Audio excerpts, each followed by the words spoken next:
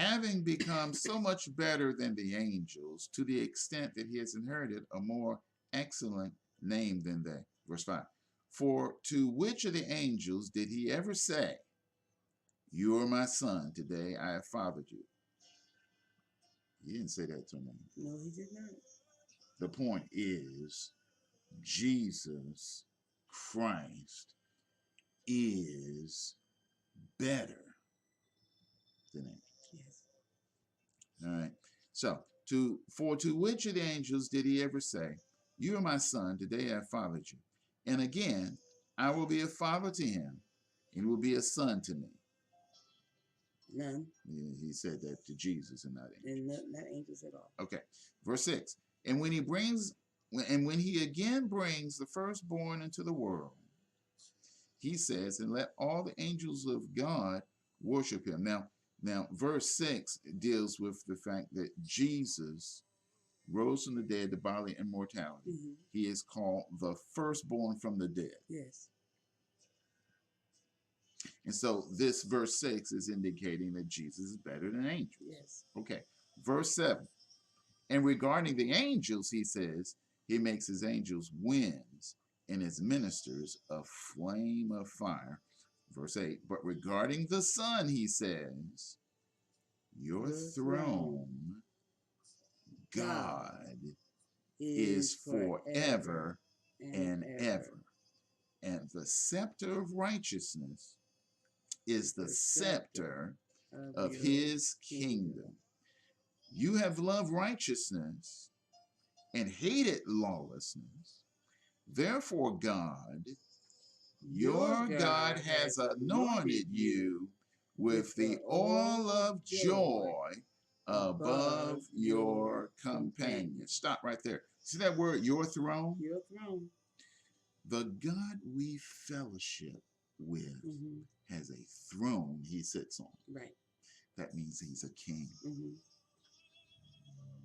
You see scripture talking about your throne, O God, is forever and ever. That word throne assumes kingly authority and rule. Right. And it assumes that a man who is God is king. Yes. So the unity of the body of Christ is made possible as a result of the kingly rule of the God-man. Amen. Without which unity is impossible. Right. And we're going to see this as we read in here. Okay. So now, where it says, your throne, O God, is forever and ever. Now, if the throne's forever, that means the God that's sitting on it is forever. Can you get that? Jesus Christ will never die again. So for how long he is living, that's how long he's going to be God.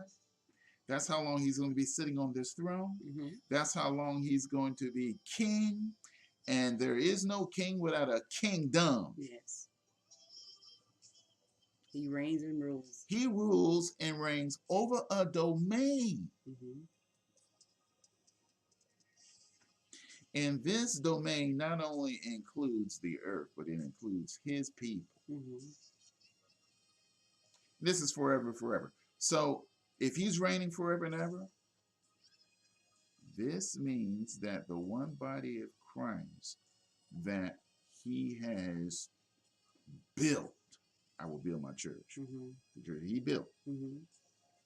Our relationship with him is an eternal relationship that will never, ever end. Correct.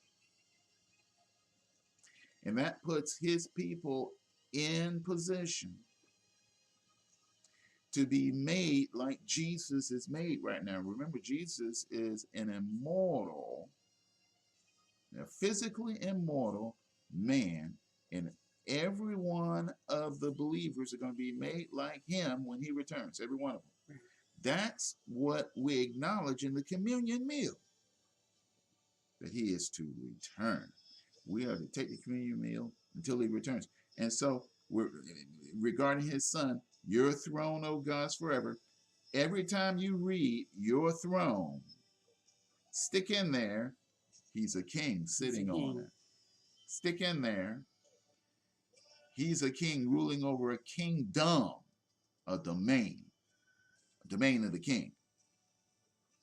Stick that in there. And then the other thing you stick in there is that domain of the kingdom is forever and ever, just like the throne is forever, just like Christ Jesus is forever. These are eternal things here. So then you go down to, and the scepter of righteousness. Now, no king is a king without a scepter. Only in this case, since it's called the scepter of righteousness, the scepter of righteousness is the scepter of his kingdom. He's basically saying he rules with righteousness, and he has made his people righteous in him through the blood of Christ.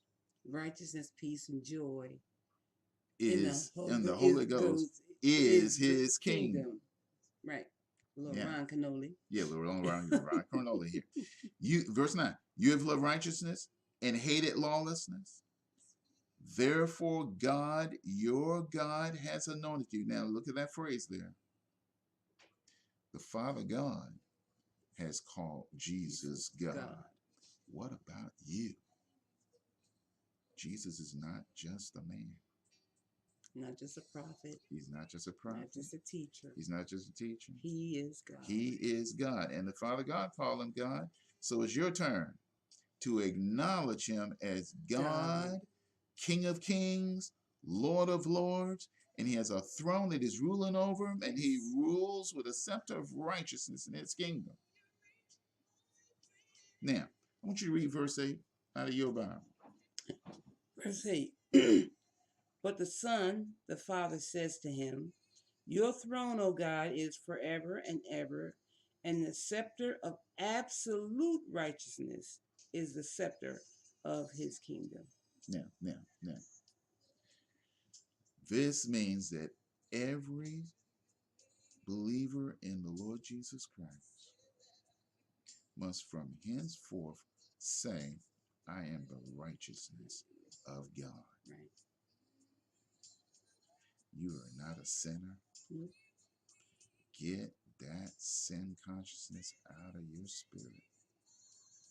You are a son of righteousness. You're a son of righteousness. You're a daughter of righteousness. That's what we fellowship in that. Yes. If he's the brightness of the glory, if Jesus is brightness of the glory of God, express image of his person, and upholds all things to the power of his word, when he by himself purged our sins, sat down at the right hand of the majesty of God, he is equating that with verse 8. Remember, this says, your throne, O God, is forever. That's Jesus' throne. So